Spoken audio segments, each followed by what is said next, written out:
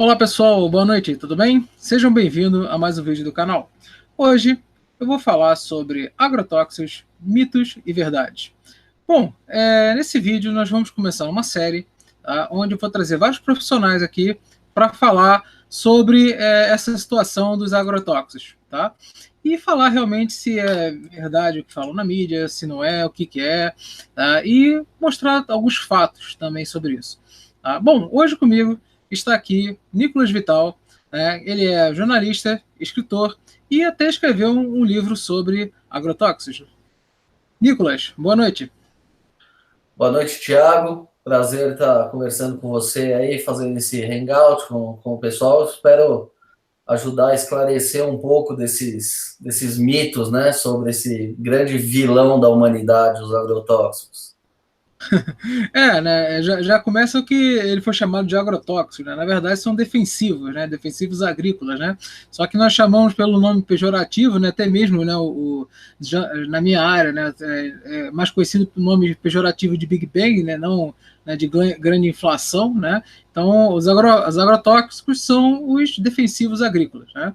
E Nicolas, você como jornalista, você como escritor, como é que você interessou nessa área e fala um pouco do seu livro também?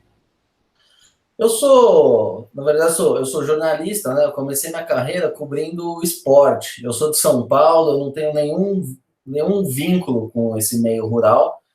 E eu enfim, eu comecei a minha carreira cobrindo futebol na revista Placar e eu vim a conhecer esse mundo agro mesmo há um pouco mais de 10 anos, quando eu fui convidado a trabalhar na revista Dinheiro Rural, que é uma revista especializada em agro. E aí eu fui conhecer do zero mesmo, porque eles queriam alguém que não tivesse experiência para, enfim, não ter uma visão mais urbana da coisa e conseguir transmitir isso para os leitores. Então eu aprendi toda essa história do agronegócio, e aí entra os agroquímicos também, na prática. Durante a minha carreira, eu devo ter visitado mais de 200 fazendas, enfim, de todo tipo de cultura, e eu nunca vi nenhum produtor rural passando mal, espumando na fazenda, porque estava aplicando defensivo. O que eu vi assim era um respeito grande pelo produto, porque afinal é um produto químico, que se usar de forma incorreta pode sim causar problema. Mas eles enxergam aquilo como uma ferramenta de trabalho. Igual o cara tem um trator ali, tem um saco de fertilizante, ele tem que ter o defensivo, porque as pragas atacam mesmo. Então, eu conheci isso e aí já foi de uma forma muito sem preconceito, né? Porque eu fui vendo na prática como é que era. A história do livro surgiu há mais ou menos uns 4 anos. Eu tive a ideia de fazer, né? Porque um livro é um processo lento. Então, eu tive essa ideia lá por 2013, mais ou menos, logo depois do anúncio da Anvisa do Programa de Análise de Resíduos de Agrotóxicos, o PARA, que foi aquele que ficou famoso por tornar o pimentão o grande vilão da alimentação. Então, o que eu comecei a ver, assim, dia após dia, nos jornais, nas revistas, no Jornal Nacional, um monte de coisa que não estava alinhado com as coisas que eu via na prática, que o agrotóxico estava matando todo mundo, intoxicação, aí aparecem aqueles oportunistas de sempre. E eu falei, bom, eu tenho uma história boa na mão aí, porque isso é tudo mentira. A gente vem usando esses produtos há 50 anos e nunca aconteceu nada, a gente não tem um surto de doenças aí, ao contrário do que as pessoas pregam, o câncer não vem aumentando, ele vem sim diminuindo nos últimos anos, nas últimas décadas, né? Então, assim, eu tinha muito elemento para rebater essas coisas. E aí surgiu a ideia de fazer o livro. Eu montei um roteirinho, né, com os capítulos, os tópicos que eu pretendia desmistificar, e mandei para a editora Record, que topou fazer esse livro. E aí eu me debrucei mesmo sobre o assunto durante um pouco mais de um ano, escrevendo, assim, 8 a 10 horas por dia mesmo, para botar essa coisa na rua, porque é complicado, né? Fazer livro, assim, você vai fazendo tudo picotado, não anda, você tem que ter uma dedicação total. Então eu fiz isso e aí o livro foi lançado finalmente há exatamente um ano. Lancei em julho de 2017. E aí agora eu sigo na batalha aí para divulgar o livro e divulgar o assunto como um todo, né? Porque existe um preconceito gigantesco e o consenso hoje é que agrotóxico mata. Mas se não tivesse agrotóxico, aí que a gente vai ver o que é morte mesmo. Exatamente, até interessante, né? Fala o nome do seu livro aí que vai dar o primeiro passo para a gente aí. Agradeça aos agrotóxicos por estar vivo. Bom, exatamente, né? Você vai mostra ele aí para o pessoal. Fala alguma coisa para a imagem para você. Aqui, ó. Esse é o livro. Tá em todas as livrarias do Brasil, na Amazon, tá online, dá para comprar em diversos formatos, e-book tem também, e que está despertando a fúria dos ambientalistas, né? Porque esse pessoal não estava muito acostumado a ser questionado, né? Aí apareceu um louco aqui do Contra, que começou a rebater todas essas mentiras infundadas dele com argumentos sólidos e estudos, e aí o pessoal começou a ficar nervoso e querer me desqualificar, né? Mas eu tiro de letra. Bom, isso aí eu posso falar de carteirinha, né? Que mais alvo do que eu, o professor Ricardo, o professor Molion, né? Que combatemos o aquecimento global antropogênico, né? Não, então, e pior que as figuras são as mesmas, né? Greenpeace, né? Que inclusive, né? Teve aquela votação lá dessa pauta no Congresso e eles plantaram uma bomba falsa, né? E foi até motivo de 2 vídeos aqui no meu canal que a gente fez metendo pau, e realmente para mim, ecoterrorismo, essa corja tem que ser banido do país por causa disso. Bom, Nicolas, vamos começar por um tópico aí bem interessante que você falou do livro. Por que a gente tem que agradecer aos agrotóxicos por não passar fome? Na verdade, as pessoas mais novas, elas não lembram que o Brasil, até os anos 70, era importador de alimentos básicos. A gente, enfim, a nossa agricultura era muito rudimentar, né? Tinha aquela história do em se plantando tudo dá, mas isso é uma grande mentira. Sem tecnologia não dá, não. A gente tem, sim, água em abundância, a gente tem sol, a gente tem condições favoráveis, mas a gente precisa da tecnologia. Essa mudança no agro brasileiro se deu a partir dos anos 70, com a criação da Embrapa, e com a adoção de tecnologias, não só dos defensivos, como também dos fertilizantes, das sementes melhoradas e da mecanização. Desde então, o Brasil deu um salto de produtividade absurdo em lavouras importantes, né? E desde então a gente deixou de ser importador, virou autossuficiente e hoje é um dos maiores exportadores de alimentos do mundo. O Brasil é uma potência na produção de alimentos. E a tendência é que cresça ainda mais, porque o Brasil, na média, ainda é muito pouco tecnificado, ainda tem espaço para mais tecnologia.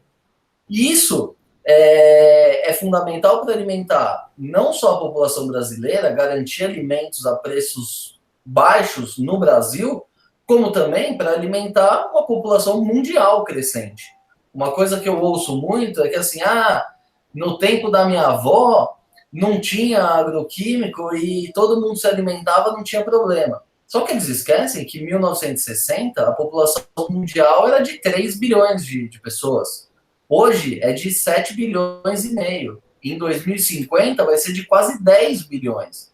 Como é que se alimenta mais 2 Chinas quase e até 2050 sem o uso de tecnologia? Não dá para você fomentar uma agricultura que é rudimentar, que comprovadamente produz menos, que é a agricultura orgânica. Por quê? Porque você tem muita perda. A praga é democrática, ela ataca o grande, ataca o pequeno, ataca a soja, ataca a alface. Ela ataca tudo, e você precisa fazer esse controle. Então, por que eu digo que agradeço aos agrotóxicos por estar vivos? Porque se não tivesse essas tecnologias, a gente não ia ter essa oferta de comida que a gente tem hoje, e muita gente ia tá morrendo de fome mesmo. Isso é fato, não tem discussão. Perfeito, perfeito. Concordo plenamente. Inclusive, né, já pensando, já pegando esse gancho, esse vídeo é só o primeiro, tá, de uma série que nós vamos fazer aqui no canal, tá? E o próximo vídeo nós vamos falar bastante sobre as doenças, né, com o professor Igor, e ele vai trazer bastante informação aqui para gente. Bom, Nicolas, me diz uma coisa. É, como é que se daria, por exemplo, eu tenho uma lavoura aqui que está contaminada, certo? Deu alguma praga. Como é que dá esse transporte de praga? Você consegue explicar para gente? Então, a praga, na verdade, a praga são seres vivos, né? Elas se movimentam o tempo todo, elas são da natureza. O que é uma praga? Praga é qualquer ser vivo que seja indesejado na tua lavoura. Então, assim, você tem uma lavoura, você não vai querer que tenha lagartas ali, porque elas vão destruir parte da tua produção.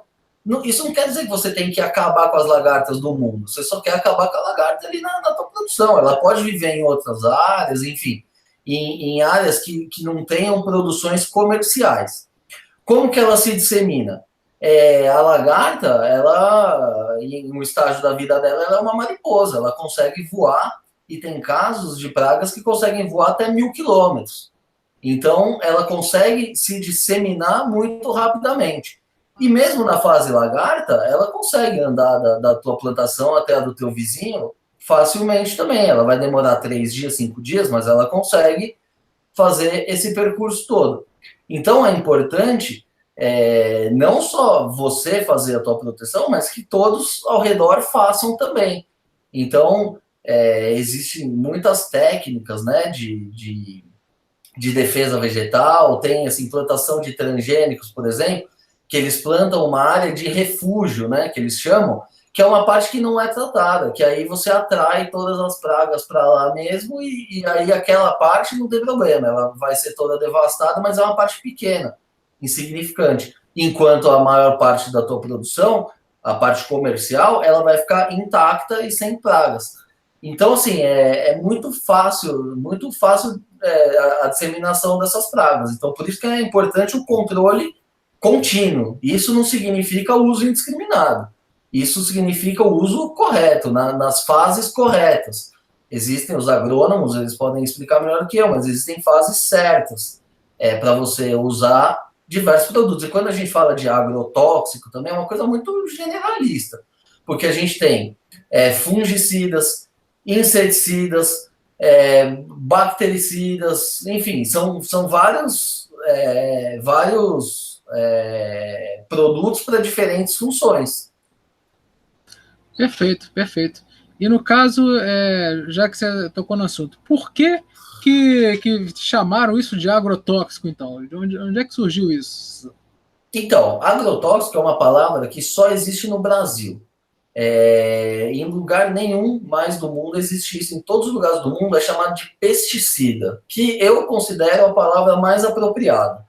Não é nem defensivo agrícola, essa coisa mais chapa branca, e nem agrotóxico, que é uma coisa muito agressiva. Eu acho que os nomes mais corretos são pesticida e praguicida. Mas aí o pessoal usa também veneno, enfim, tem uma infinidade de nomes. Esse nome agrotóxico, ele surgiu, na verdade, em 1989, né, com a lei dos agrotóxicos. Então, hoje agrotóxico é o nome oficial no Brasil. Então, o preconceito já começou lá atrás, por pressões que a gente sabe que sempre existiram. Então, o nome surgiu daí, e agora, assim, nos últimos anos, vem se tentando substituir esse nome, né? Porque, assim, não dá para você gostar de um produto que chama agrotóxico. É um nome muito agressivo e que não condiz com a realidade, porque, assim, agrotóxico significa que ele é tóxico para o agronegócio? Muito pelo contrário. Se ele fosse tóxico, ele ia matar tudo. Ele não é. Ele é, de fato, um defensivo agrícola, porque ele faz a defesa vegetal. E o nome mais correto é pesticida, porque ele mata as pestes, as pragas, ou praguicida. Então, o nome surgiu disso e aí é muito fácil de você desenvolver um preconceito, né? Com um nome desse é muito complicado mesmo. Perfeito. E de onde vem essa coisa? Alguém está ganhando dinheiro por trás disso? Que é perguntas que é meio óbvia, né? Mas eu acho bom tocar nesse ponto. Porque nós falou, né, da produção que protege, né, não se aumenta a produção, né, em área plantada sem tecnologia. Inclusive, né, o Japão é um país de ganho de longevidade, né, e qualidade de vida, e é um dos que é o que mais usa, né, agrotóxicos por metro quadrado, né, o pesticida por metro quadrado. E de onde é que vem isso daí? Por que chegou essa descriminalização? Então, existe Na verdade, não chega a ser um mito, é uma verdade dependendo do ponto de vista. É que o Brasil é o campeão mundial no uso de agrotóxicos. Se você pegar em volume total, o Brasil é mesmo campeão.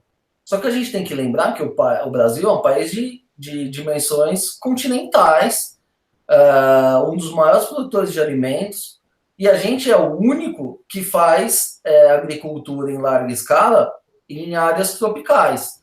O que isso significa? Que o Brasil é o único que consegue produzir até 3 safras anuais. Por quê? Porque a gente não tem um inverno rigoroso, a gente consegue emendar uma safra atrás da outra. Isso é um benefício. O lado ruim disso é que justamente por não ter um inverno rigoroso, a gente não tem neve, não existe uma quebra natural no ciclo das pragas. Por exemplo, nos Estados Unidos, quando você chega no inverno, cai a neve, forma um bloco imenso de gelo no chão, isso já faz um controle natural das pragas. Quando esse gelo derrete, que chega a primavera, o produtor ele já encontra um campo limpo, né, digamos assim, de praga, ou com um número muito reduzido de pragas. No Brasil, a gente não tem isso. Como a gente emenda um no outro, a praga tem comida o ano todo, ela se desenvolve o ano todo.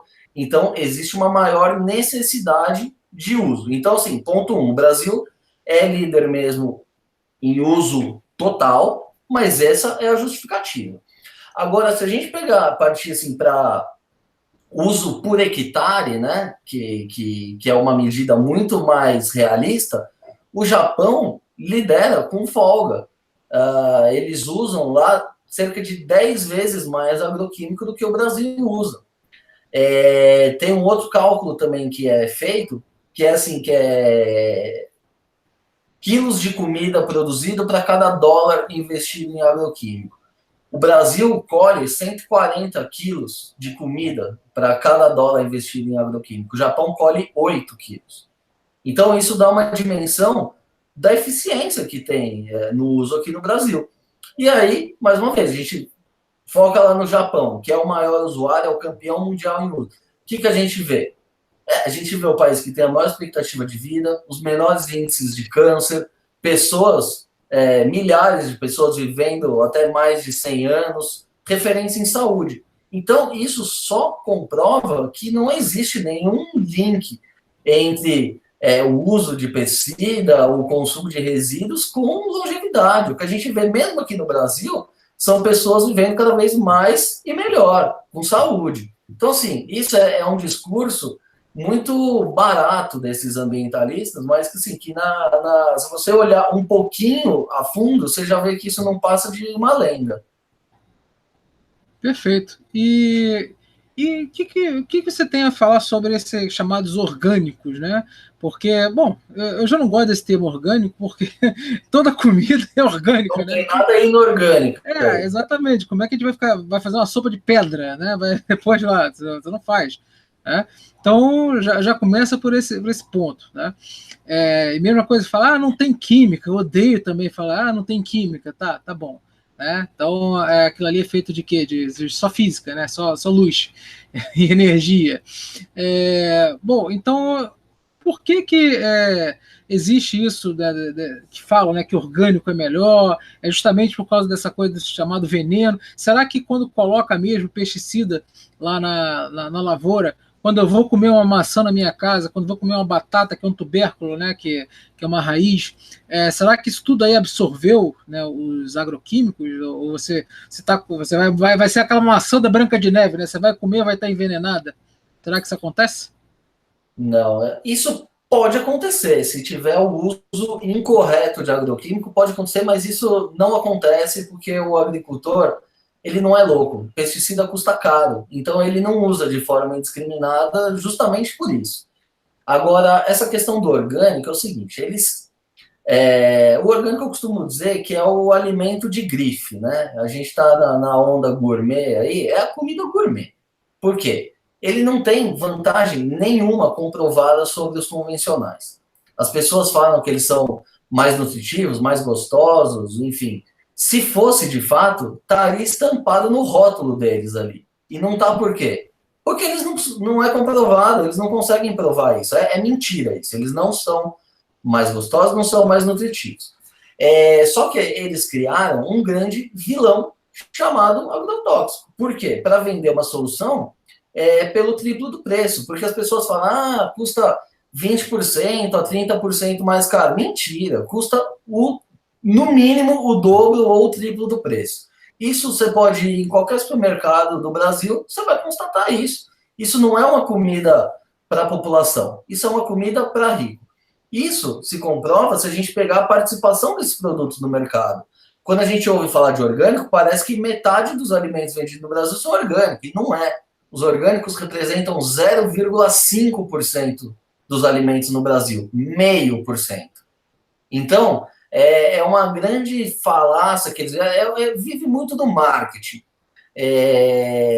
E é um discurso que cola, né? Porque eles se apropriam dessa questão ambientalista, botam a natureza no meio. Eu costumo dizer que os orgânicos eles não são nem mais gostosos, nem mais nutritivos e nem mais sustentáveis. Vou te dizer por quê.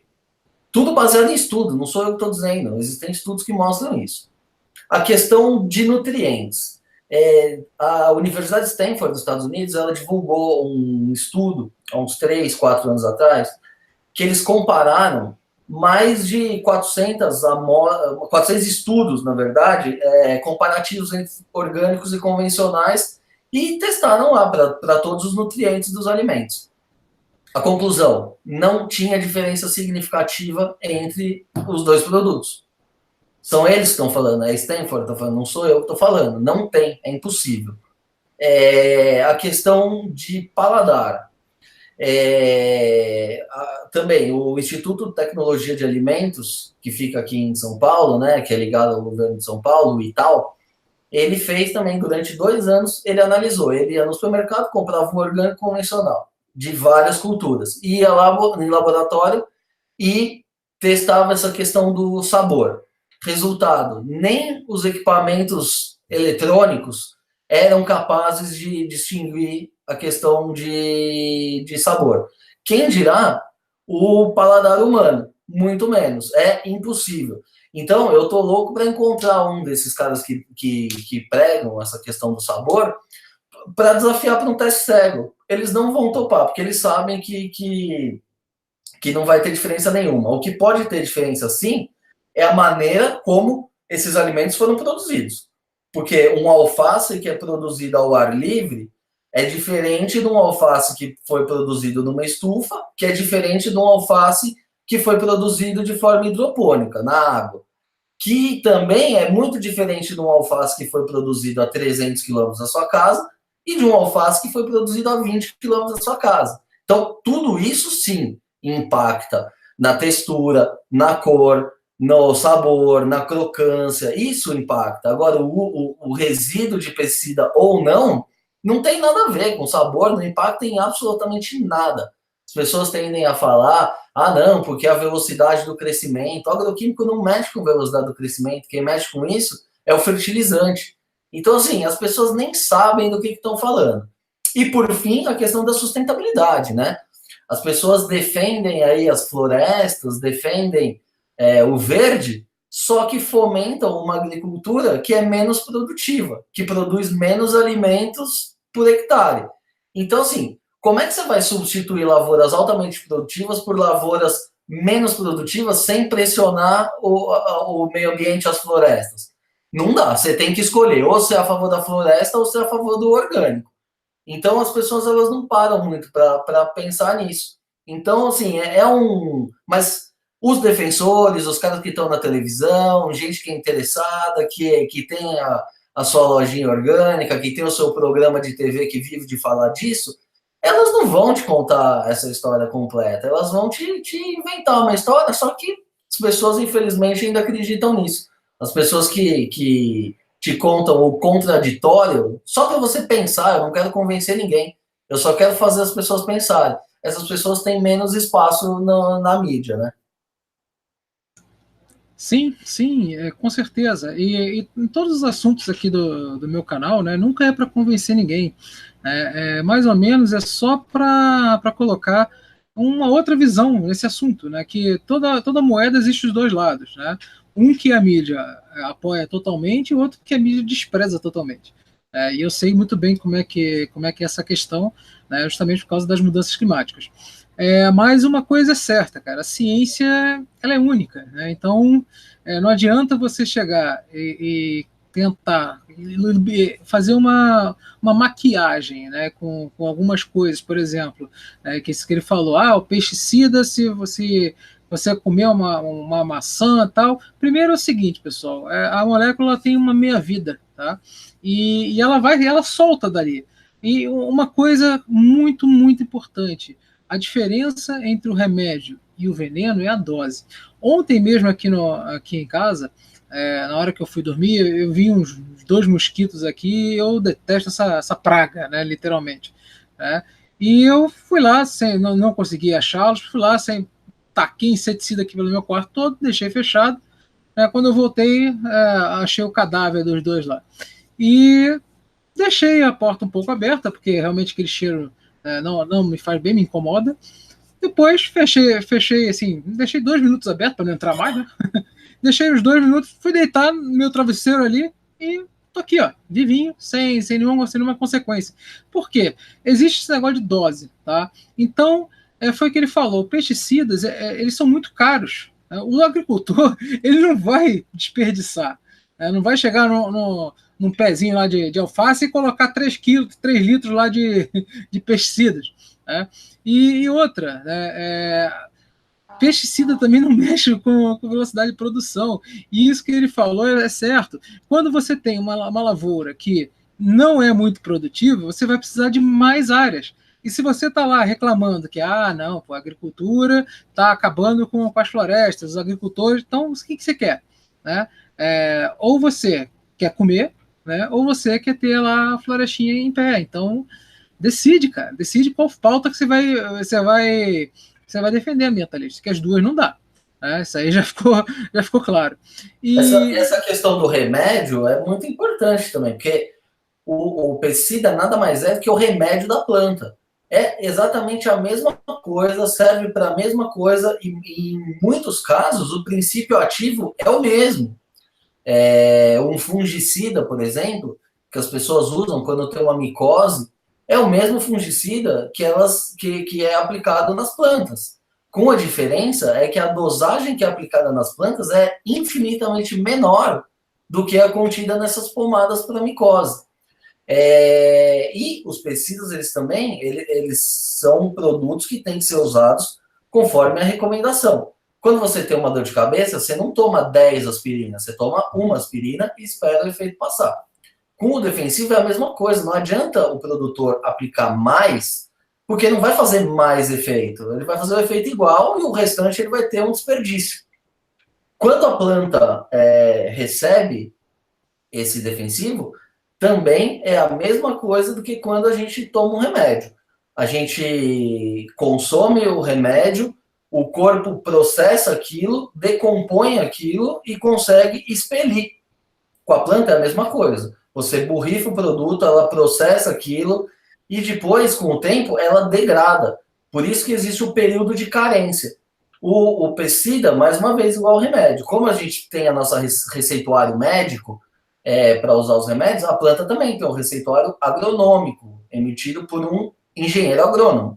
Ele vai te dizer qual é o produto que você tem que usar, por quanto tempo você precisa usar, qual a dosagem que você precisa usar e qual é o tempo que você precisa esperar antes de colher aquele vegetal para que o resíduo tenha se decomposto completamente, para que você coloque no mercado um produto sem resíduos.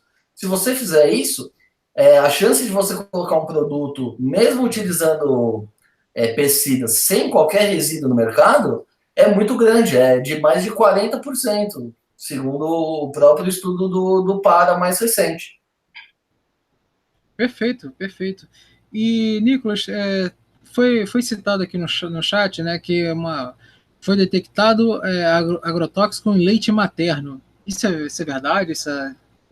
Essa é o que eu diria de fake news científico potencializado na 20ª potência. Essa história é o seguinte, ela começou, eu já fiz um texto, uma coluna sobre isso, eu abordo isso no meu livro. Essa história começou lá no Mato Grosso, um pseudo-estudo científico feito pela Universidade Federal do Mato Grosso, coordenada por um senhor chamado Vanderlei Pinhatti, que, além de professor da UFMT, ele é também apoiador e um das lideranças da campanha permanente contra os agrotóxicos. Já tem um conflito de interesse aí. Um professor já não deveria militar para nenhum lado. Muito bem, eu fui investigar essa história porque ganhou repercussão nacional. O que é essa história, na verdade? Aí eu fui investigar. Esse é um estudo que, na verdade, não é um estudo, é uma tese de mestrado que nunca foi publicada, diga-se de passagem, e que tinha muitos erros metodológicos. Eram só 60, pouco mais de 60 amostras, não se sabe como foi coletado, analisado, transportado esse material, não se, teve contradições até, porque eles encontraram o DDE, que é o material é a substância de decomposição do DDT, em maior volume do que o DDT. Então, assim, não dá para você ter uma substância de degradação maior do que a substância original no corpo. Eles acharam isso. O espectro de pesquisa também estava errado. O que aconteceu com esse estudo? Logo que ele foi publicado, as empresas procuraram saber o que estava acontecendo. Porque, assim, se foi encontrado DDT no leite materno, esse não é um problema agronômico, porque o DDT já é banido do Brasil há mais de 20 anos, esse é um problema de polícia. Então, as pessoas queriam saber, as pessoas, os envolvidos, as indústrias, não as indústrias especificamente, mas as associações, né, queriam saber, porque elas estavam sendo afetadas por aquilo. Pediram uma análise, pediram para o Eduardo Peixoto, que é um cientista, fundou a Sociedade Brasileira de Química, enfim, é um cara super conceituado. E pediram para ele fazer uma audiência, pediram para ele ir a uma audiência pública lá na Câmara dos Deputados em Brasília para discutir isso. E ele desmontou essa teoria inteira lá na frente de todos os deputados. Muito bem. Durante a apuração do meu livro, eu entrei em contato com a UFMT para saber o que eles achavam desse estudo que tinha sido desconstruído lá em Brasília, se eles sabiam dos erros metodológicos. Eu falei com a reitora, eu entrei em contato com a reitora. E, por meio da assessoria de imprensa, ela falou que não ia comentar esse estudo e que era para eu conversar com o próprio Pinhatti, o coordenador do estudo. Eu falei com o Pinhatti. Ele, logo que ele ficou sabendo que ele ia ser questionado sobre a metodologia, ele já começou a chamar todo mundo de vendido da indústria. Eu falei, doutor Pinhatti, o que eu quero fazer, na verdade, é uma análise independente, nem a da indústria e nem essa sua. Eu quero que você me mande os dados brutos, eu vou mandar para um especialista para analisar e eu vou contar a verdade no livro. Ele esperneou, falou que ia mandar esse material para mim. Isso faz mais de 3 anos, ele não me mandou até hoje. Então, essa história do leite materno é um grande alarmismo infundado, o que eu posso chamar de fake news científica. E eu, se o professor Pinhatti, por acaso, estiver ouvindo o vídeo, continuo aguardando o material aqui para fazer uma análise independente. O amigo que fez a pergunta pode ficar tranquilo, porque de falar, esse pessoal é bom. Agora, de provar as acusações, aí eles não são tão bons assim. Perfeito, perfeito. Conheço plenamente como é que funciona isso. E esse professor, se quiser vir fazer um debate aqui no canal, o canal está aberto para fazer um debate com ele. Ele não vai topar. Bom. Porque ele só fala pro público dele lá, os amestrados que batem palma. Bom, tudo bem, mas eu tô deixando aberto aqui. Fica aberto, mas eu tô adiantando que esse cara não vai vir. É tipo aquecimentista, então.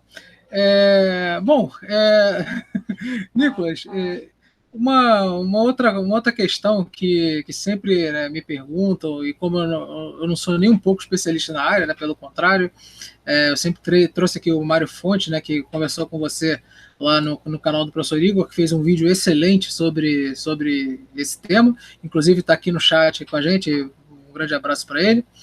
É o seguinte, quando você tem, né, nessa situação do agrotóxico, tá? A propaganda que é feita em cima dele, no caso, né, propaganda negativa, né? Quem é que está ganhando com isso? São ONGs, são pessoas da mídia em si, são grandes empresas? Quem é que ganha com isso?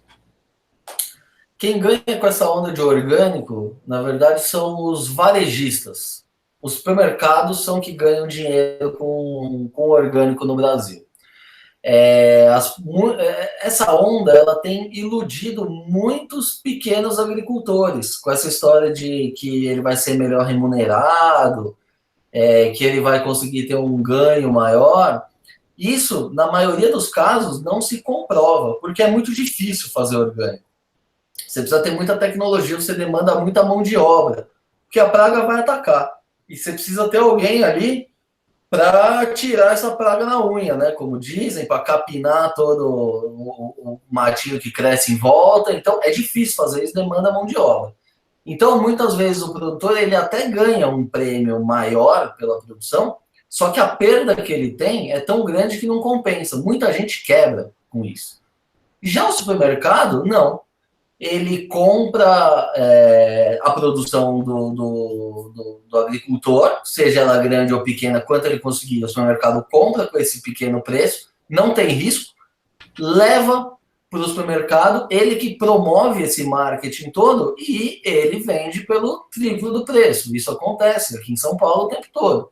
Qualquer supermercado que você for, você vai ver, custa o triplo do preço.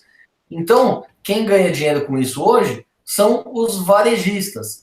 E aí também, assim, não só os grandes varejistas, como os pequenos também. Gente que trabalha nesse mercado gourmet. A gente tem um notório ator da Rede Globo que ele é produtor de orgânico. Ele está todo dia aí nos programas da Globo difundindo os benefícios dos orgânicos, a questão da saúde. Mas o que ele quer? Salvar o mundo? Não, ele tem lá o sítio orgânico dele. Ele planta vários vegetais orgânicos e mais do que isso, ele tem uma lojinha no Leblon que vende esses orgânicos. Durante a produção do meu livro, eu tive a curiosidade de ligar lá na lojinha dele para saber como é que era, quanto que ele vendia. E ele vende 1 quilo de maçã, na época, a R$23.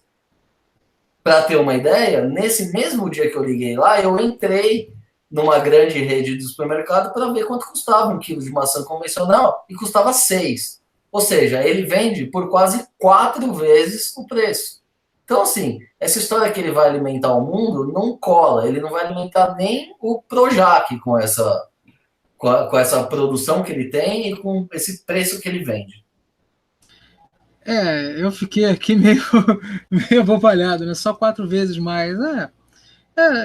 Ou seja... Mas é pela sua saúde. Exatamente, claro, né? Aí tem gente que cai. Quem cai? 0,5% da população. A gente está falando o quê? Do topo da pirâmide. É aquela dona de casa que tem dinheiro, que não está preocupado para quanto custa. Então, se ela quer comprar, se ela acredita nisso, ótimo. O que eu sou contra, eu não sou contra os orgânicos, eu sou contra esse discurso do medo que eles fazem. Eles querem impor isso para toda a população. Isso não é viável para toda a população. Isso é viável em pequena escala. Eu acho legal até que tem público para isso. Agora, a imensa maioria da população, 99,5% da população, está preocupada com o custo-benefício. Ele quer um alimento de qualidade, um alimento enfim, com preço barato e que ele consiga comer antes de qualquer coisa. Lembrando sempre que assim, essa história dos resíduos, está tudo contaminado, é mentira, é um marketing para as pessoas migrarem para os orgânicos. E outra coisa que os orgânicos não te dizem também, eles falam que é livre de químico e tal, não é livre de químico, coisa nenhuma.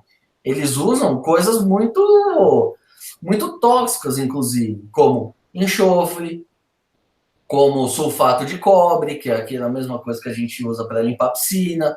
Eles usam, enfim, ureia, eles usam várias substâncias, só que eles usam na forma bruta, que aí sim é aprovado para o orgânico.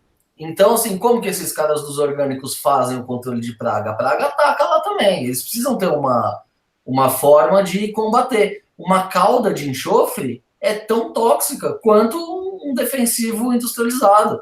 As pessoas geralmente falam, vai beber um copo de glifosato. Eu falo, tudo bem, se você beber um copo de enxofre aprovado para agricultura orgânica antes, eu bebo glifosato.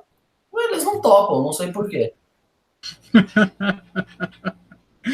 Não, excelente, excelente. E me diz uma coisa, essa lei aí que é nova, que está falando sobre os defensivos, né, o uso e tal, isso vai mudar alguma coisa? O que está baseado nessa nova lei? Então, essa lei, mais uma vez, essa discussão tem sido motivada muito mais pela ideologia do que pela ciência. Eu, pessoalmente, eu sou a favor da nova lei, mas eu acho que o texto dela precisa de alguns pequenos ajustes. Por que a gente precisa da nova lei? Porque a nossa lei, como eu disse anteriormente, é de 89. Tem 30 anos já. 30 anos atrás, não existia telefone celular, não, enfim, a realidade era outra, os produtos eram outros, tudo era diferente. Então, assim, conforme as coisas foram se modernizando, a gente precisa que a lei acompanhe também. Então, assim, precisamos sim mudar. O que isso impacta? Hoje, para você aprovar um produto novo no Brasil, demora até 10 anos. Na Europa, nos Estados Unidos, demora 3 anos. Então, assim, a mesma pessoa, esses ambientalistas que reclamam também que o Brasil utiliza produtos já banidos lá fora, não sei o quê, esses caras são contra uma lei que vai trazer produtos mais modernos para cá. Eles preferem criar um discurso que vão botar mais veneno na sua mesa. Ninguém vai usar mais ou menos, vai usar igual. Só que vai usar produtos mais modernos e muito provavelmente menos tóxicos do que os que estão no mercado. Então, assim, esses, mais uma vez, um grande contrassenso. Os caras que são contra a lei também são contra os produtos que são usados aqui. Então, assim, a gente precisa, assim, de uma modernização, a gente precisa de uma agilidade na aprovação desses produtos.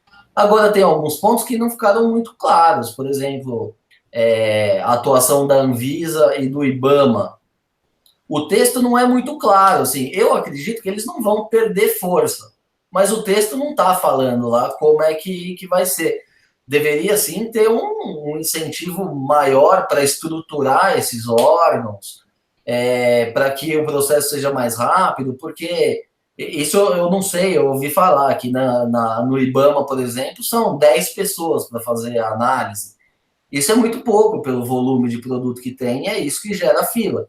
Então, assim, ao invés de tirar os casos do processo, é melhor você equipar melhor, botar mais gente para trabalhar isso e acelerar esse processo. Então, assim, mas tem muita coisa que precisa. Eu acredito assim, que 90% do texto está bem definido e eu apoio. Eu acho que tem que fazer uns pequenos ajustes ali, mas é fundamental para a competitividade do agronegócio brasileiro. E aí, mais uma vez, por que a gente tem essas ONGs aí lutando contra tão ferozmente? Porque eles querem o bem da humanidade? Não, porque elas têm outros interesses por trás. Elas são financiadas por governos internacionais, por gente interessada em atrasar o agronegócio brasileiro, porque o agro brasileiro ele é muito competitivo. Enfim, esse pessoal do hemisfério norte nunca vai conseguir competir com o Brasil em pé de igualdade. Então, eles querem dificultar o trabalho do agricultor brasileiro para que a gente não consiga sair tão na frente deles. Então, assim, tudo você tem que olhar, ter uma visão macro da coisa. Esses ambientalistas geralmente têm uma visão micro, não só eles, né? Eles difundem essa visão micro e acabam influenciando muita gente. Sim, sim, com certeza. E é justamente, né, é uma coisa muito mais. O viés ideológico deles é muito alto, então a maioria não se baseia, ou se baseia num estudo que não tem uma base sólida, como você mesmo citou, né, do caso lá do leite materno, né, ou então simplesmente, né, porque o nome é agrotóxico, então é tóxico, então é ruim.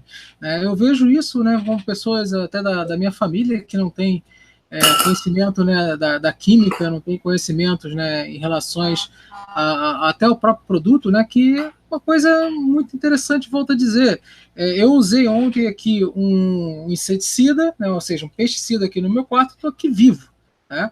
Então, nós usamos De percepção de risco mesmo aqui no Brasil também. Porque, assim, as pessoas, elas temem um produto que é utilizado numa lavoura a 1.000 quilômetros da casa dela, que vai ficar o tempo lá, vai degradar, vai ser processado, vai vir. Aí você vê assim, igual você usou aí o inseticida para matar o inseto, quando aparece uma barata, a mulherada vai lá, mata afogado com SBP. Não é que usa pouco, usa muito. Tá o bebê dormindo, bota aquele SBP na tomada. O princípio ativo é o mesmo, é exatamente o mesmo produto. Só que, como tem a propaganda na TV falando que o produto não tem problema, tá, né? A população acredita que não tem problema. Como os defensivos eles não podem fazer propaganda na TV, aí como é que você conta essa história? Não conta. Quem conta é o cara do orgânico. Esse sim tem espaço na TV, conta, enfim, todo mundo dá ibope. Então, existe um grande problema da percepção de risco. Mais uma vez, do fungicida, na planta não pode, passar direto na tua pele pode. Então, é preciso, assim, pensar melhor, né, antes de tirar a conclusão. inclusive os repelentes, né, de mosquitos, né, que são colocados aí na propaganda na televisão por causa da dengue, né? Use Exato, repelente, né? exato. A planta não pode ter o repelente dela, né? A planta Não, e pode ser. quando a gente está nessa época de dengue, que passa aquele caminhão com fumacê, todo mundo acha ótimo, né? E o fumacê, o que, que é? É uma pulverização, igual tem na lavoura, é a mesma coisa. Só que como ali ele está vendo um benefício para ele, que é a prevenção da dengue, ele vê uma vantagem, ele iguala o custo e o benefício do negócio. Como está lá no o agroquímico, ele está sendo usado lá no campo, é longe da realidade dele. Muita gente acha que o alface nasce ali já no supermercado. Então, assim, ele não vê a vantagem, ele só vê o problema. Perfeito, perfeito. E nesse caso dessas pulverizações no campo, o que é melhor? Ou o que é mais recomendado? Por aviões, ou o agricultor lá manualmente? A sua experiência aí de vida, né, das 200 Não, fazendas? não existe certo e errado. Existe, assim, cada tipo de aplicação para cada caso específico. Por exemplo, você tem uma hortinha pequena ali, uma agricultura familiar. Você não vai contratar um avião para vir pulverizar a tua horta. Então, esse é recomendado que você faça uma pulverização manual. Você tem uma lavoura média para grande, você usa um trator, um pulverizador. Hoje os tratores eles são cabinados, eles são fechados, não oferecem risco nenhum para o cara que está pulverizando.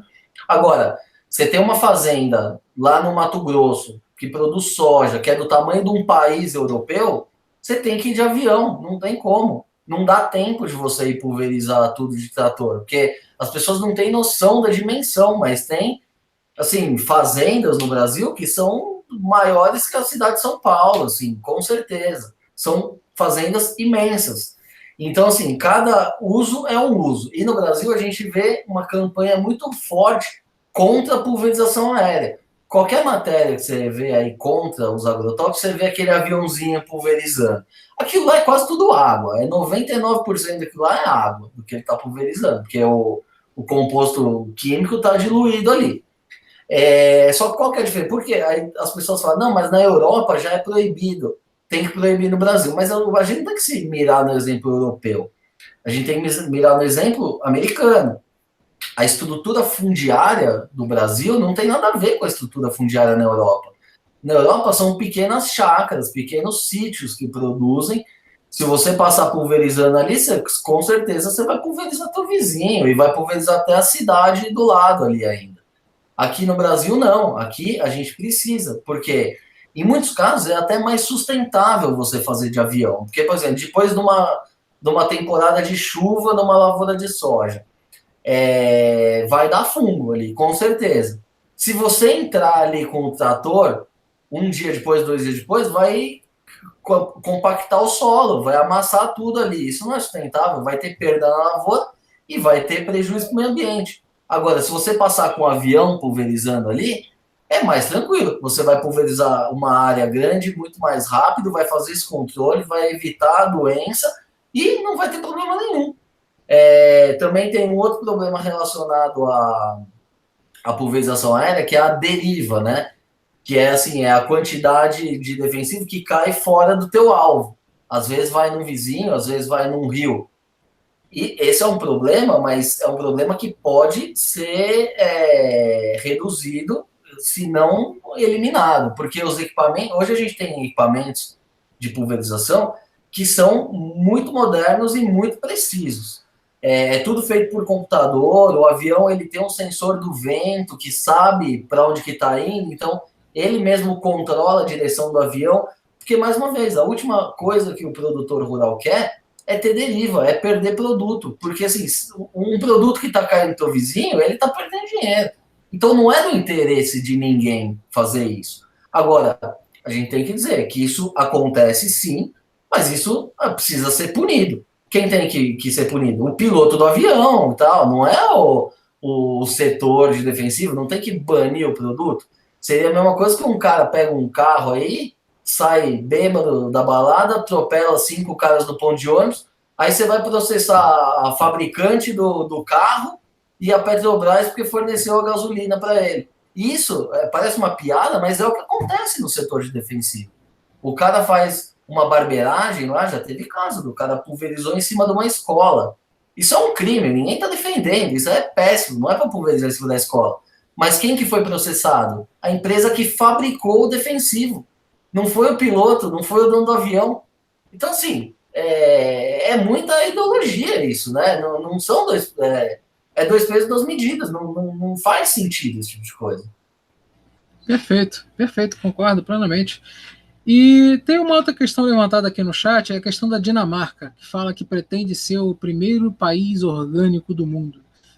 Você tem conhecimento sobre isso? Tenho muito, e essa é outra fake news. Sugiro ele entrar na Folha de São Paulo, ontem publicou, a Dinamarca não vai ser 100% orgânico. Isso é pura fake news difundida por esses grupos. Tá lá, eu publiquei na minha página, eu tenho uma página no Facebook que é o nome do livro, tá lá. Sabe aqueles programas de checagem? Eles foram checar, eles falaram com o pessoal do governo da Dinamarca e tal, o que era isso. Isso foi uma ideia do governo passado e nunca se concretizou e nem vai se concretizar. Eu falava isso eu já falo no meu livro. Hoje, a participação dos orgânicos no mercado da Dinamarca é de 8%. A Dinamarca realmente é o país mais orgânico do mundo hoje, mas é só 8% da produção que é orgânico. Isso que a gente tem que levar em consideração, que é um país que não tem problema social para resolver, é um país extremamente rico. Eles, se quisessem mesmo consumir só orgânico, eles consumiriam só orgânico. Só que o pessoal lá, eles medem o custo-benefício, eles sabem que não tem tanta vantagem assim. Então, mas os ambientalistas, eles criam essas grandes histórias, né? Hoje, quais são os grandes principais mercados dos orgânicos? É a Dinamarca, que não chega a 8%, os Estados Unidos, que é o maior mercado mesmo em volume, mas representa 5% do mercado. Na Alemanha deve ser algo em torno de 6%, e o Brasil é 0,5%. O Brasil é um país pobre, o orgânico é coisa de rico no Brasil. Tem que deixar isso bem claro, não é um produto para a população normal. A população quer produtos com qualidade. E também outra coisa que é interessante, assim, quando a pessoa vai no supermercado, né, vai lá comprar um tomate, que ela procura? É aquele tomatão bonito lá, brilhando, sem furo, sem nada. E não dá para fazer orgânico desse jeito, não. Então, assim, mais uma vez, as pessoas querem uma coisa, mas na prática fazem outra. Elas não vão pegar um tomate manchado de fungo, furado de bicho. Ninguém pega esses produtos. Esses produtos vão para o lixo. Então, assim, como é que você tem um produto bonito, bem acabado e, mais uma vez, seguro? Ele é 100% seguro. Usando o defensivo, protegendo a tua lavoura. Não, verdade. Eu, aqui em casa, né, sou eu que faço feira, né, então eu aprendi, né, nos últimos anos, nos últimos tempos, né, a escolher, né, e eu vejo lá as senhorinhas lá olhando o tomate, e não, esse aqui reclamando, esse aqui tem buraco, esse aqui joga fora, esse aqui, realmente, é exatamente o que você Quem falou, a gente gosta de escolhe. orgânico devia comprar só esse com buraco. É natural, o bicho é natural. Não, interessante, interessante. E me diz uma coisa, os produtos orgânicos, eles usam fertilizantes também industriais ou não? Não, não pode, né? Se é orgânico, ele tem que usar fertilizantes naturais também, ou seja, esterco. Então, isso também é mais uma forma de contaminação dos alimentos. Então, as pessoas ficam preocupadas com o resíduo de pesticida, mas não se ligam que estão comendo coliforme fecal. Então, assim, é tudo questão de escolha, né? Mas o orgânico, teoricamente, ele não pode usar nem fertilizante químico e nem defensivo químico. Ou seja, né, se o cara usou fertilizante químico, não pode ser chamado de orgânico, Não, não correto? Mas então ele pode ser fertilizado com cocô de boi, né? pode. Entendi. Mostra mais uma vez o seu livro aí, que tem uma pessoa perguntando qual é a página do Facebook, que é a mesma do nome do livro. Fala aí para a câmera para você. Aqui, ó, agradeça aos agrotóxicos por estar vivo. É Facebook/agrotóxico, no singular, você vai achar. Ou se não, você coloca o nome do livro, vai aparecer. Perfeito, perfeito. E eu tenho também na minha página lá, é Thiago Maia Oficial, né? Não, desculpa, Thiago Maia Oficial canal, lá é Thiago Maia Blog. Eu vou compartilhar alguma coisa do Nicolas lá no meu Facebook também, que é um assunto que eu estou bastante interessado. E uma coisa aqui que também perguntaram aqui no chat: é verdade que está tendo expansão de orgânicos na Europa? Então, tá tendo, mas mais uma vez, não é esse fenômeno todo que eles contam. Porque assim, o orgânico, ele é uma base muito pequena, então ele tende a crescer mesmo. Em países, enfim, no Inglaterra, por exemplo, já estabilizou, não está crescendo mais. Não está diminuindo, mas não está crescendo. Mas a gente vive essa onda natural, qualidade de vida, enfim, isso é no mundo todo. Ambientalismo, essa é uma verdadeira praga mundial.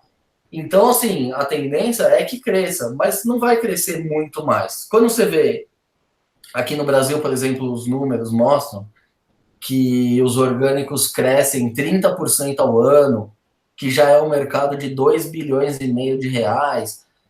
As pessoas se impressionam, falam, nossa, no meio da crise, né, crescendo 30%. Mas, assim, o que isso significa? Não significa nada dentro do agronegócio brasileiro. Ele cresce 30% ao ano porque é sobre uma base muito pequena.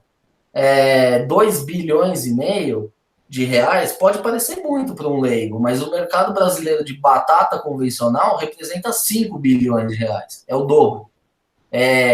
O agronegócio brasileiro, o valor bruto da produção é de mais de 500 bilhões de reais por ano. Então, assim, você vê, um negócio que é 2,5 bi dentro de um que é mais de 500 bi, é um nada, é um setor insignificante em termos de mercado. E no exterior, a tendência é essa, vai crescer? Vai. Nos Estados Unidos você vê esses movimentos, tipo Whole Foods, que tem crescido, mas mesmo no Whole Foods, ele não vende mais só o orgânico, ele tem essa pegada natural. Então, mesmo esses orgânicos, eles estão partindo para essa linha de agroecologia e não necessariamente de livre de pesticidas. E outra coisa também é que esse mercado de orgânico está sendo dominado pelas grandes empresas de alimentação. Você vê aí a Coca-Cola comprando essas empresas de suco orgânico, a PepsiCo lançando Gatorade orgânico. Então, assim, mais uma vez, vai ser um monte de tranqueira que vai ter um adesivinho ali de orgânico só para falar que a base ali, que é 1% do produto, não é orgânico, mas vai continuar tendo um monte de tranqueira. Então, assim, as pessoas são contra industrializados, são contra pesticidas, são contra as grandes corporações, mas fala é bonito, mas na prática eles vão lá no supermercado e compram tudo isso. Não, é verdade. E agora é uma coisa interessante, né? É a Coca-Cola, né, fazendo suco orgânico, né? Ou Não, seja, comprando, né? Eles já comprando. compram as empresas prontas. Não, então, Você se destaca, porque assim, esses produtos altamente processados, industrializados, eles vêm perdendo mercado. A Coca-Cola, as vendas vêm caindo, o salgadinho vem caindo, essas coisas, vamos dizer, essas tranqueiras, mas que todo mundo gosta. Eu sou o maior consumidor dessas coisas. O consumo no mundo vem caindo.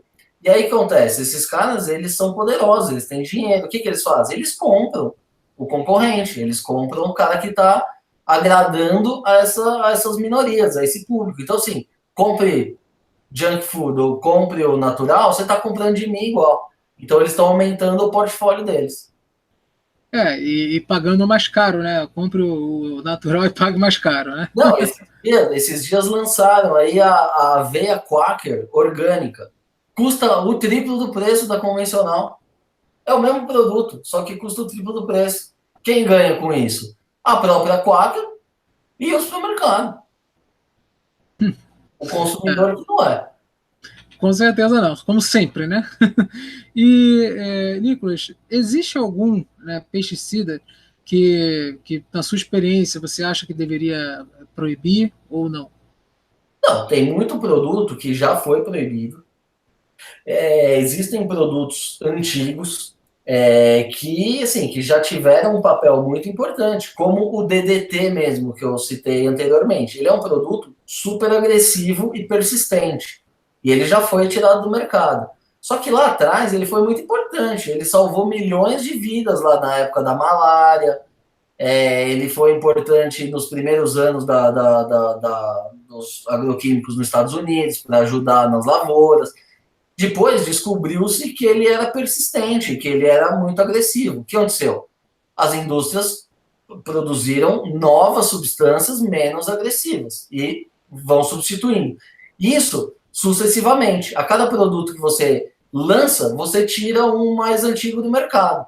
Então, assim, eu não vou citar nomes agora, mas existem sim produtos que são muito tóxicos, muito agressivos, que poderiam ser retirados do mercado, só que você só pode tirar o produto do mercado a partir do momento que você tenha um substituto eficiente. E no Brasil, como a gente acabou de falar, demora 10 anos para você aprovar um produto desse. Então, muitos agroquímicos que já não são mais vendidos na Europa, nos Estados Unidos, como muitos acusam, eles foram tirados do mercado, por quê? Porque surgiu um novo que substituiu ele. Aqui no Brasil, enquanto não chega esse novo, você tem que usar o velho.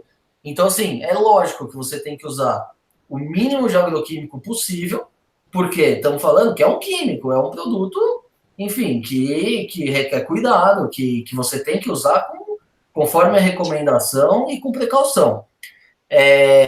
Agora, assim, infelizmente ainda tem, sim, coisa muito tóxica vendida no Brasil, mas só é vendida porque ainda não temos um substituto à altura. Em muitos países do mundo já tem esses produtos. Perfeito, perfeito. Uma questão aqui, até a pessoa perguntou aqui no chat, então ele pode comer cenoura com casca, sem medo? Desde que você lave bem a cenoura, pode. Exatamente, ele não vai pegar a cenoura na feira. Só que a cenoura também é uma raiz, né? Ela está enterrada, ela quase não recebeu o pesticida. Perfeito, perfeito. Os produtos são mais não vou dizer preocupantes, mas que são mais alvo, por exemplo, a alface, que entra lá dentro nas entranhas. Mas é o seguinte, você lavando bem o produto, não tem problema nenhum. Até tem essas receitas milagrosas, como tirar os agrotóxicos dos alimentos. Isso é tudo farsa, é mentira isso também, porque não dá para tirar tudo dos alimentos, porque tem defensivos que são de contato, que são aqueles que caem em cima e ficam na superfície, e tem outros sistêmicos, que a planta absorve e vai circulando junto com a seiva da planta. Então, assim, esses de contato você tira, os da seiva você não tira. Mas é uma quantidade tão baixa que não vai fazer mal nenhum no teu organismo.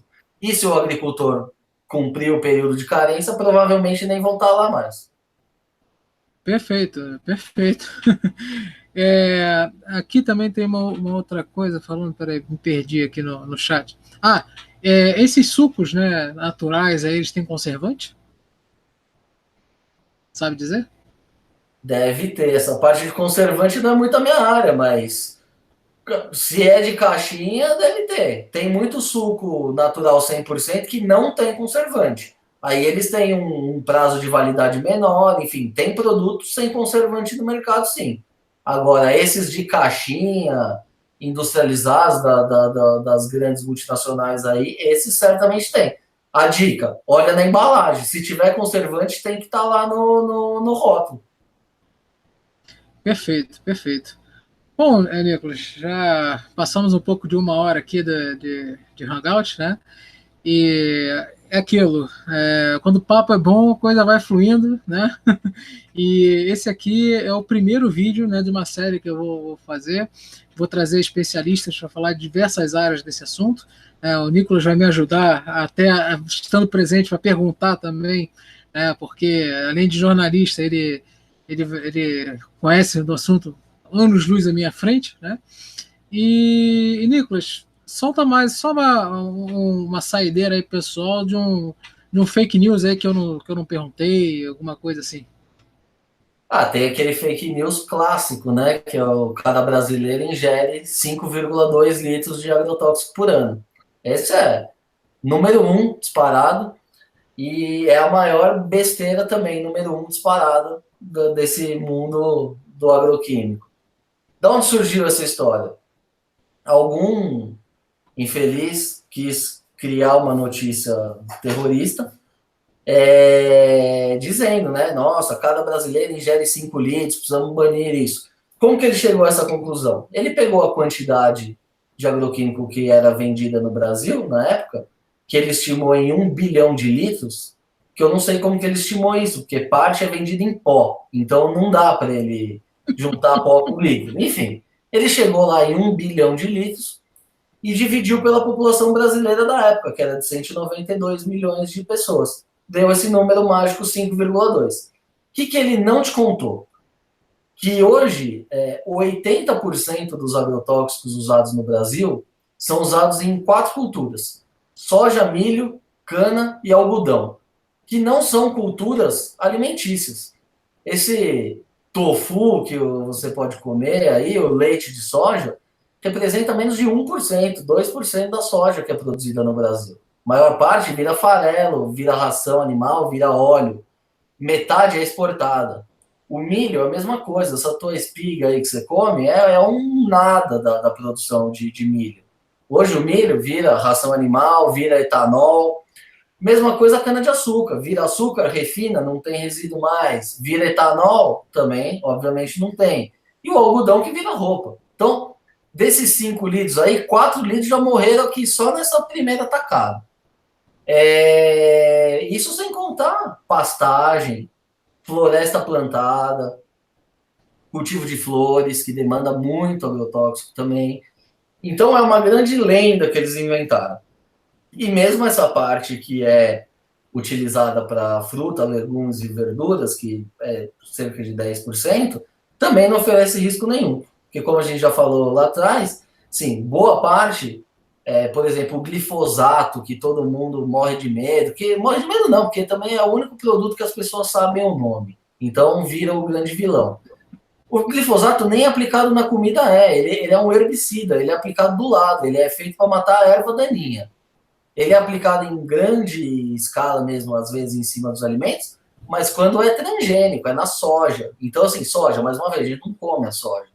Então, não é aplicado em cima. Mesmo quando é aplicado em cima, aquele lá, o tiozinho agricultor que pulveriza em cima da alface, mais uma vez, ele vai pulverizar aquilo, a planta vai absorver, vai processar, vai degradar. Quando a gente for consumir aquilo, vai vir alguma coisa assim, medida em partes por milhão, que é uma coisa totalmente segura dentro dos parâmetros e que a gente pode comer a vida inteira sem causar qualquer problema. Então, assim, coma orgânico, coma convencional, coma sem peso na consciência. O importante é você se alimentar bem e comer mesmo fruta, legume, verdura, que é o que importa. As pessoas muitas vezes fazem esse terrorismo, não, só pode comer orgânico, tal, o cara não tem grana para orgânico, não come nem o orgânico nem o convencional, aí fica doente. Então, assim, as pessoas têm que ter mais consciência que precisa comer e deixar essa ideologia de lado. Recomendo fortemente a leitura do meu livro aí, vocês vão economizar muito no supermercado. Perfeito, perfeito. Bom, eu mesmo já vou ser um que vou comprar teu livro, porque eu já estou me interessando muito por esse assunto, e agora mais ainda trazendo especialistas aqui no canal. E quando você falou essa parte, né, que é desse último fake news aí, falou da ração animal, né? Uma coisa que eu li também na imprensa já há algum tempo, falando que o gado consumindo essa ração com os pesticidas e tal, ele estaria, a carne dele estaria ficando contaminada. Isso é verdade? Não, mentira. Mentira. Não tem como. Imagina, isso vai na soja, a soja vai ter aquele processo de degradação. O resíduo que vai ter ali é mínimo, é em parte por milhão. Aí você imagina que isso vai ser processado, vai virar uma ração. Aí depois dessa ração vai ser ingerida pelo boi, que já é uma coisa em parte por milhão, que vai ser processada, vai ser ingerida pelo boi, aí o boi ainda vai absorver aquilo. Assim, se der alguma coisa, vai ser parte por trilhão, sabe? Não tem a menor possibilidade. Mesmo o boi a pasto, no capim, é a mesma coisa. Ele vai ingerir aquilo lá, é uma quantidade muito baixa, e é igual acontece com a gente. Igual a gente está comendo uma maçã que pode ter eventualmente um resíduo, o boi que come no capim, que foi tratado ali com algum produto, algum herbicida, enfim, pode ter algum resíduo, mas é um resíduo mínimo, que não vai causar problema nenhum à saúde. E a gente ainda tem que pensar que é o seguinte, o boi ainda vai ficar com aquele resíduo que vai ficar no sangue, e depois a gente ainda vai comer a carne do boi, ainda vai meter na churrasqueira, vai aquecer, entendeu? Então, assim, ninguém come carne de boi crua. Então, assim, tem muito processo, e assim, e a gente está preparado para isso. A gente está comendo essas coisas há mais de 50 anos. Antigamente, os produtos eram muito mais agressivos. E a gente não tem aí um caso generalizado de doenças causadas por resíduos, por agrotóxicos. É tudo mentira. O pessoal cria um grande vilão para te vender a solução, que é o orgânico. E que muitas vezes leva um monte de químico junto também. Mas isso eles não te contam. Perfeito, perfeito, perfeito. E surgiu mais uma pergunta aqui, né, perguntando se tem alguma pesquisa, né, de que os agrotóxicos, né, os pesticidas, não excedem a quantidade aplicada recomendada no Brasil? Existe sim.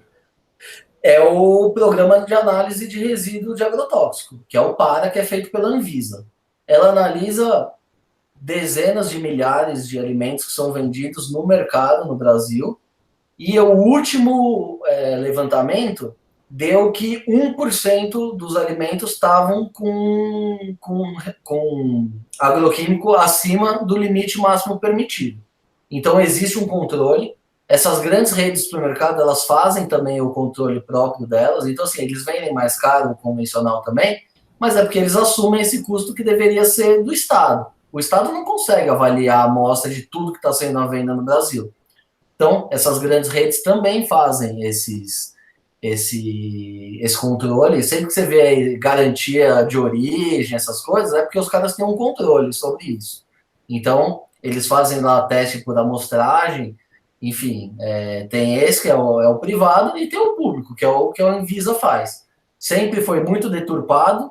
Em 2016 foi a última divulgação, estava dando lá que cerca de 1% das amostras estavam com o limite acima. Perfeito, perfeito. Bom, 1%, né? Não quer dizer nada, né? Em termos de uma produção. Bom, mas aí vai chegar um ambientalista, mas é mais do que os orgânicos, né? Então, mas para orgânico não tem teste, né? Então a gente não sabe como é que é do orgânico, a gente vive no Brasil, a gente sabe que tem muita gente que compra lá no CEAGESP e vai vender na feira orgânica, isso existe. Até o Fantástico fez uma matéria um tempo atrás, flagrando o cara fazendo isso. Ele tá lá, é um tiozinho, tem toda aquela carinha de agricultor familiar, mas o cara ia lá e comprava no CEAGESP e botava na banca dele lá para vender. Então, é um setor que depende muito da confiança e não se testa. Então, não dá para saber se o orgânico é realmente orgânico. Os Estados Unidos testa e um percentual alto das amostras dá irregularidade, dá uso de pesticida. Então, assim, eu não confio, não boto minha mão no fogo também pelo orgânico que não tenha resíduo. Mas, mais uma vez, se tiver um resíduo dentro do limite, não tem problema nenhum. Só não vem com essa historinha aí de atacar os convencionais. Não, perfeito. O que você falou, como é que a gente vai confiar, por exemplo, num feirante, né? Que tá lá, bota naquelas feiras orgânicas, né? Então, por mais que a gente confie no cara e ele seja honesto e não tenha mesmo usado agroquímico nenhum, não vai ter resíduo de agroquímico, quem testa para ver a quantidade de coliforme fecal que tem naquele produto? É um problema também. Eu temo mais o coliforme fecal do que o resíduo do agroquímico. Perfeito, não, com certeza, com certeza. Cloriforme fecal, então, nossa, o que é isso perto de um resíduo agroquímico? Você tem toda a razão. E a gente não sabe também o acondicionamento, como é que chegou, como é que foi produzido. Realmente, volto a dizer, nós não estamos aqui de maneira nenhuma abolindo, né, falando assim, não coma orgânico, né, pelo contrário.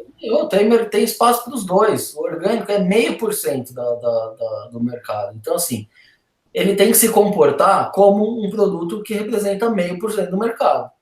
É a mesma coisa que vinha aí o relógio Rolex e falar o seguinte, todos os outros relógios são tóxicos, todo mundo tem que usar Rolex.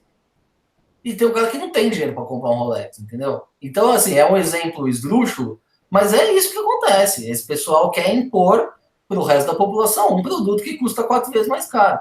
Tem o cara lá que mal tem dinheiro para comer o convencional, e ele é submetido a esse terrorismo todo dia na TV, no rádio, no jornal, enfim, é complicado. Então, assim, a gente precisa desmistificar essas coisas. Eu pego até um gancho nisso que ele falou, no caso dos CF6, né? Os CF6 foram banidos, né, por fazerem mal, faz mal a tal da camada de ozônio, faz mal ao meio ambiente, isso aqui, e nada disso. Os CF6 eram altamente estáveis, não reagiam com nada disso, não afetava o ozônio, nada. E simplesmente deram um prêmio Nobel para um cara que inventou uma equação de laboratório que ela praticamente não ocorre na natureza, é uma entalpia de reação totalmente diferente, uma energia de reação totalmente diferente. Ou seja, na natureza o processo de menor esforço é o que acontece primeiro, né? E acontece mais vezes. E a equação dele não era isso. Deram um prêmio Nobel para ele, as grandes empresas que fabricavam esse produto já tinham caído da patente, tornou popular, pronto. Aí, né, você tem que causar algum defeito, né, nesses produtos para poder tirar de prática. Então, esse pessoal orgânico, eles querem colocar os defeitos nos agroquímicos, né, para poder tentar ganhar espaço e ganhar dinheiro com isso. E é aquilo, pessoal, foi o que a gente está batendo aqui o tempo todo. Depende, a dose realmente, ele falou, tem os estudos, claro, aí vai, mas tem 500 mil estudos do outro lado também. Sim, tem.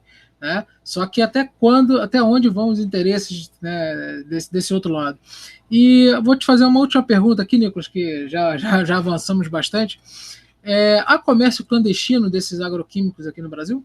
Existe, esse é um problema enorme. Estima-se que 20% dos agrotóxicos vendidos no Brasil sejam ou falsificados ou contrabandeados. E por que isso acontece? por causa da dificuldade de acesso a essas novas tecnologias. Tem produto aí que está na fila de registro aqui no Brasil há muitos anos, mas no Paraguai já tem. Aí o que o agricultor faz? Manda buscar no Paraguai. Não vai ter uma análise, não vai ser uma coisa que vai ter não vai ser testado no Brasil, mas o cara já sabe que funciona em outros países, está registrado no Paraguai, ele vai trazer. E tem o problema também de produtos falsificados, né? Que agroquímico é caro, e aí onde tem coisa cara, entra esse mercado paralelo. O bandido sabe o que dá dinheiro e o que não dá. E aí é um problema sério, é 20% do mercado. Perfeito, perfeito. Então, como sempre, né, temos que combater essa parte, né, de falsificação, né, que é um problema realmente. Bom, pessoal, vamos ficar por aqui. E, Nicolas, dê suas considerações finais aí, por favor. Eu queria agradecer mais uma vez aí a oportunidade. Estou sempre à disposição. E o meu objetivo, mais uma vez, é esse. Eu não tenho interesse comercial nenhum. Se você come orgânico, continua comendo orgânico. Se come convencional, continua comendo convencional. O que eu quero é que as pessoas elas tomem as suas decisões baseadas pela ciência, enfim, por informação técnica. E não pelo marketing do medo promovido por artista. Artista entende de fazer novela, de cantar as músicas deles, de fazer arte. Artista não é toxicologista, artista não é médico, não é agrônomo. Eles não sabem como é que funciona. Por mais que eles queiram dar uma de sabichão, eles não são. Quem é cozinheiro. Quem é agrônomo é agrônomo. Então, assim, eles querem palpitar sobre tudo, eles palpitam sobre agrotóxico, palpitam sobre aquecimento global, palpitam sobre desmatamento da Amazônia. Enfim, se esses caras sabem tudo sobre tudo, eles são uns fenômenos mesmo, né? Porque eu sei quanto eu tive que estudar para saber tudo isso que eu estou te falando. Eu imagino que você tenha estudado tanto quanto para saber das questões climáticas do aquecimento global. A gente estuda tanto para saber as coisas técnicas, e esses caras aprendem assim, ó, no estalar de dedo. Ou a gente é muito burro, ou eles são verdadeiros fenômenos. Aí quem está vendo o vídeo que vai tirar a sua conclusão. Perfeito. Você tocou nesse assunto, sim. Eu estudo há pelo menos 8 anos essa questão climática, né? E fora o estudo de física, que eu estudei desde 2000, né? Quando eu ingressei na universidade. Então, né, graduação, pós, mestrado, doutorado e tal, tudo isso aí que fiz para poder chegar onde eu estou agora e, né, falar assim, não, olha, acontece isso, quando acontece daquilo, então aí vem justamente um cara aí que faz novela, né? Que não estou desqualificando, ele deve ser bom na profissão dele, mas falar de novela, né? Exatamente, vai fazer é a mesma coisa querer que eu faça novela, vai ser uma bosta. A gente fica comentando na atuação, no enredo da novela, se a música tinha que ter um timbre diferente ou não. Não comenta, cada um na sua praia. Exatamente. Então, você acreditar, né, do que esses caras falam, né, bota a carinha lá, eu defendo, né, orgânico, não sei o que, são pessoas que ganham muito bem, por sinal, né, que vão poder comprar e não é totalmente fora da realidade, né, brasileira, né. E mesma coisa, eu seria um péssimo ator de novela, né, sou um mau condutor aqui de canal, né, então imagina ator de novela, né. Então é isso aí, pessoal. Olha, Nicolas, muito obrigado pela sua presença. Conto com você aqui em próximos vídeos para poder falar mais e trazer outros especialistas para você me ajudar a conduzir, até porque, como jornalista, vai saber entrevistar melhor do que eu, né? E para a gente realmente, né, tentar dar um ponto final, né, nessa farsa, né? Eu sei que vai ser difícil, mas como a gente conversou antes, é trabalho de formiguinha, né? E é uma formiguinha contra, né, uma manada, né, de elefante, que é a mídia, né? Mas nós temos que falar, né, o que é certo, né? Eu, pelo menos, eu gosto disso. Vamos sim, conte comigo, e aí acho que nas próximas semanas aí a gente vai conseguir trazer esses especialistas aí para avançar ainda mais, porque tudo que eu falei aqui é bem superficial, né? Eu não sou toxicologista, não sou engenheiro agrônomo, não sou nada. Eu sou, assim, um conhecedor por cima. mas a gente traz especialistas para trazer coisas mais técnicas mesmo, e a gente vai aprofundando esse debate. Perfeitamente. Como eu disse, esse foi só o primeiro vídeo e vamos trazer aí vários especialistas. Bom, pessoal, olha, muito obrigado a todos pela presença, pela grande participação no chat. Se você não está vindo pela primeira vez, não é inscrito, se inscreva-se, procure lá a página do Nicolas, Facebook/agrotóxico, né? Isso. Perfeito, né? Então, ou se não, pelo nome do livro também vai achar. Perfeito. Agradeço aos agrotóxicos por estarem vivos, né? Por estar vivo. Por estar vivo. Perfeito. Bom, então é isso aí, pessoal. Olha, muito obrigado a todos. Boa noite. Aquele abraço. Valeu.